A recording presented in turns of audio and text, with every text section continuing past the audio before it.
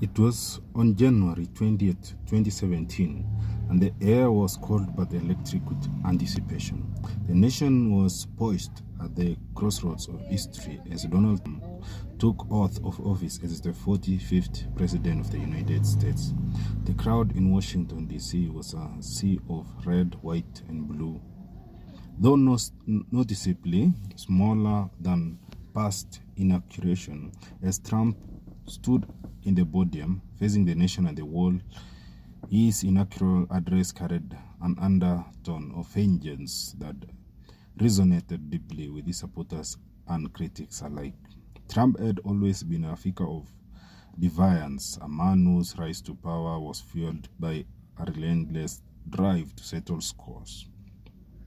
His campaign had been built on confronting the establishment, slashing through the political elite, and promising to drain the swamp in Washington. But it wasn't just about politics, but for Trump, it was personal. His entire life had been a series of perceived betrayals and challenges, each one compounding in need for revenge.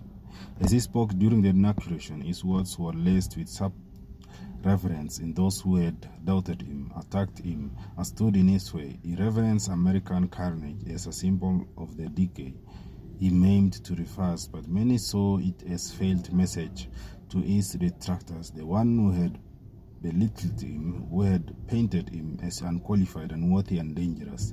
The media, the political elite, and global leaders, his enemies, were all watching closely in his speech. He vowed to restore power to the people, making it clear that his presidency was not just a political mission but a personal crusade.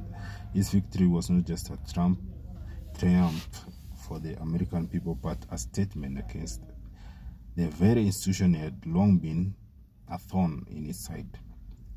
As Trump took office, it was clear he's not just seeking to make America great again, he was seeking to settle a vendetta against those who had underestimated him, who had called him a fraud, who had questioned his legitimacy. Every policy he enacted, every executive order he signed seemed tingled with the desire to prove his critics wrong. In the years that followed, his presidency was often marked by relentless and often vindictive approach to politics, his battles with the media, his unyielding criticism of political opponents, and his willingness to dismantle long-standing norms were all part of the broader narrative of retribution. For Trump, it wasn't simply about power, it was about redemption, and perhaps in his mind, revenge.